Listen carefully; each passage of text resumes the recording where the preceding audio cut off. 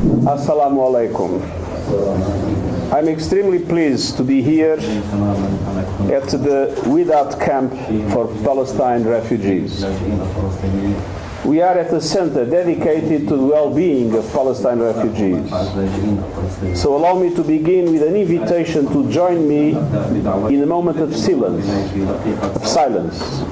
in tribute to our United Nations colleagues and all others who have been killed in this conflict.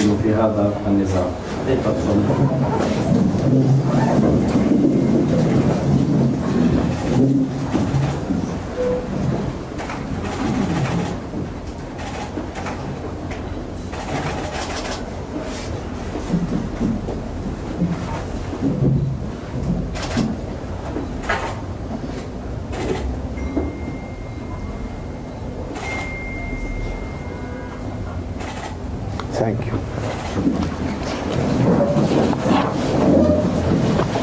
Ladies and gentlemen, I am on a Ramadan solidarity visit to Jordan to meet Palestine refugees being served by UNRWA. UNRWA is a hot topic these days, but one fundamental thing is often being lost in the debate: people. The real people UNRWA serves, and the real difference that UNRWA is making in their lives. Jordan is home to 2.4 million Palestine refugees, the largest number in the region. And today I heard some of their stories and saw a glimpse of UNRWA's exceptional work. I had the privilege to visit a health center where young mothers and their children are receiving high-quality primary health care, where labs perform state-of-the-art medical tests, where a pharmacy is dispensing life-saving medication to patients at no charge. I sat in on science and English language classes at a girls' school. And I saw a young woman in a science lab learning and experimenting principles from Archimedes. I visited a class teaching English along with the values of human rights and of conflict resolution. And I also met with 6 truly inspiring young student parliamentarian leaders, including 3 students from Gaza. It was a heartwarming visit in heartbreaking times. Here in Jordan, but also in Syria, in Lebanon, and of course in the occupied West Bank and Gaza, UNRWA is a lifeline of hope and dignity, providing education for over 500,000 girls and boys, health care for around 2 million people, extending job opportunities and community and family support, and ensuring a social safety net for nearly 500,000 of the poorest Palestinians. Beyond and behind those facts, UNRWA is profoundly contributing in ways that can't be measured on a graph, advancing social cohesion, promoting stability, and building peace. Imagine if all of this was taken away. It would be cruel and incomprehensible, especially as we honored 171 women and men of UNRWA who have been killed in Gaza, the largest number of deaths of UN staff in our history. And our work continues in the face of big obstacles, and I'm determined to ensure that UNRWA abides by the values of the United Nations in all its sections. And so, taking into account recent unacceptable events, an independent review is well underway to strengthen and improve UNRWA, and I look forward to its recommendations. We must strive to keep the one-of-a-kind services that UNRWA provides flowing, because that keeps hope flowing. In a darkening world, UNRWA is the one ray of light for millions of people. And I see that hope here. Now more than ever, we must not take away that hope. I trust that working all together, we'll be able to mobilize the international community to make sure that UNRWA will be able to provide their essential services to Palestine refugees here in Jordan and in all other areas where UNRWA is active. Thank you. ناخذ أسئلة. عرف عن نفسك. محمد اللباني قناة المملكة. في ظل حظر الكونغرس الأمريكي لو سمحت دقيقة بس. No, you can ask and then it will be translated. Don't, it's better to successive translation. في ظل حظر الكونغرس الأمريكي لتمويل أونروا حتى آذار 2025 هل سنشهد هذه الطالبات التي التقيتهم اليوم بدون تعليم قريبا؟ أولا، وبالنسبة للتحقيقات التي أجرتها الأمم المتحدة، هناك تحقيقان، ما النتائج التي حصلت عليها الأمم المتحدة حتى الآن بشأن تورط أو طلوع موظفي أونروا في أحداث 7 أكتوبر؟ The first question is related to the U.S. Congress recent decision to ban funding for the United Nations. Does this mean that the children that you have witnessed today learning in classes, that they will be deprived of education for next year? And this is the first part. The second part is related to the current investigations and the review for UNRWA and also the allegations of the complicity of UNRWA staff members. Concerning these two reports, did the United Nations obtain the conclusions for these reviews? I deeply regret the decision that was taken to stop funding to UNRWA, and I strongly hope that measure will be revoked, especially when the reports that we are now preparing by independent entities on investigation and the review of UNRWA will be published. Indeed, UNRWA works in extremely difficult circumstances in Gaza. I am Portuguese. I lived in a dictatorship. And at that time, the secret police infiltrated all opposition parties, including my own. And it is obvious that there are risks when we operate in such difficult circumstances as Gaza of having infiltrations. And we are totally committed to strengthen UNRWA, to guarantee that UNRWA is a UN agency abiding by UN values and by nothing else. And that is the reason why we have an investigation and a review. And I'm convinced that the results of the investigation, the results of the review, and the actions will be taken to make UNRWA stronger, more effective, and totally in line with UN values. I hope that these will guarantee that the funding of UNRWA will be maintained and that the work of UNRWA will be maintained.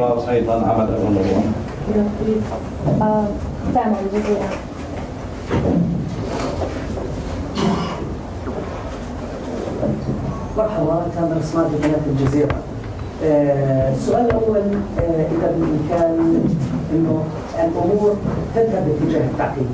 ما هي الضمانات المتاحة للأمم المتحدة لمنع يعني استمرار إسرائيل في تصعيد المشهد، في توتير المشهد على وضع ترويحها بدخول رفح واجتياحها رفح؟ وكنتم تحدثتم بأن الوضع في غزة اليوم هو كابوس مستمر. ما هو العمل لوقف هذا الكابوس؟ Tamer Asmadi from Al Jazeera. The first question is, you have recently mentioned that the current situation is also very much complicating. So what are the guarantees that are available to the United Nations to prevent the recent announcement made by Israel that they will enter into Rafah, and this will lead to more escalation and more tension in the area. Amid all of these, announcements made by the Israeli authorities that they will enter Rafah, and you have previously mentioned also that the situation is an ongoing nightmare. So what is the solution to this? First of all, we have been very strongly from long time ago, claiming the need for a humanitarian ceasefire to silence the guns as the only way to address the problems of the population in Gaza, and the only way to have humanitarian aid effectively received in the quantities and the nature that is absolutely fundamental to preserve the life of the people in Gaza. So we have been insisting on the need of this ceasefire. In the beginning our voice was relatively alone, but now we are seeing more and more the international community recognizing the same. Recently, the European Union, for the first time, was claiming the need of a pause leading to a sustainable ceasefire. And we have today in the Security Council a resolution in which a ceasefire is required together, but not in a linkage with the release, the unconditional release of all hostages. And we have also always claimed for the need for that release. So I see a growing consensus emerging international community to tell the Israelis that the ceasefire is needed. And I also see a growing consensus. I heard it in the US, I heard it from the European Union, not to mention, of course, the Muslim world, a growing consensus to tell clearly to the Israelis that any ground invasion of Rafah could mean a catastrophic humanitarian disaster. And I strongly hope that this consensus that is emerging in the whole of the international community will make Israel reflect and avoid what could be a dramatic tragedy. Thanks, guys. Okay. Yes, Reuters over there. Do you see the crisis over UNRWA receding? Can you raise your voice? Sorry? Do you see the crisis over UNRWA receding? The crisis over? The crisis receding of UNRWA's crisis. Is it receding? There is a very strong effort that we are making in order to address the natural problems and difficulties that UNRWA had. UNRWA has been systematically underfunded, so we need to strengthen it in different aspects. And I think we are moving in the right direction with the investigation, with the inspection, with the measures that are already being taken by the Commissioner General. But on top of that, I see more and more countries recognizing the essential role of UNRWA, and even several of the countries that have suspended the funding have already restarted that funding, and others are telling us that they hope that the result of the investigation and the result of the review will lead to the establishment of the funding to UNRWA. It is with hope and with deep conviction that I see the future of the organization. Thank you so much. Do you have any time for more questions? Or The last question that was not foreseen. Please go ahead. We have another press conference with the minister.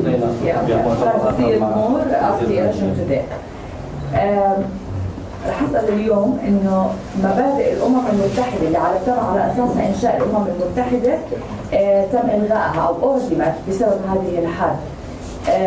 اليوم انا سؤال بسال كم رسخت الحرب الاسرائيليه على قطاع غزه تاكيد على اليوم ازدواجيه المعايير، الازدواجيه في الانسانيه والاخلاق على ما يمارس على هذا القطاع. لم نكتفي فقط باباده جماعيه او حرب او قتل اطفال المدنيين.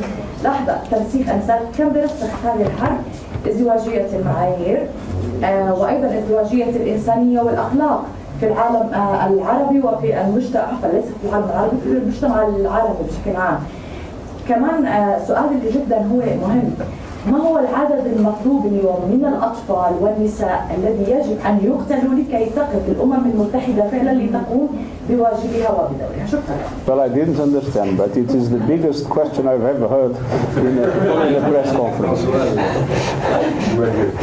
Well, in light of the United Nations principles that were established to guide the United Nations in its work, we have seen the abolishment of these United Nations values due to the war. So it is related to the question is related if like Israel has, cemented that there is only double standards in the international community. There is dehumanization. There is also the what is being practiced on the ground is not a war, but also a genocide. So all of these are leading to double standards in the international community arena. And the question is related: how many children and women should be killed in order for the United Nations to intervene?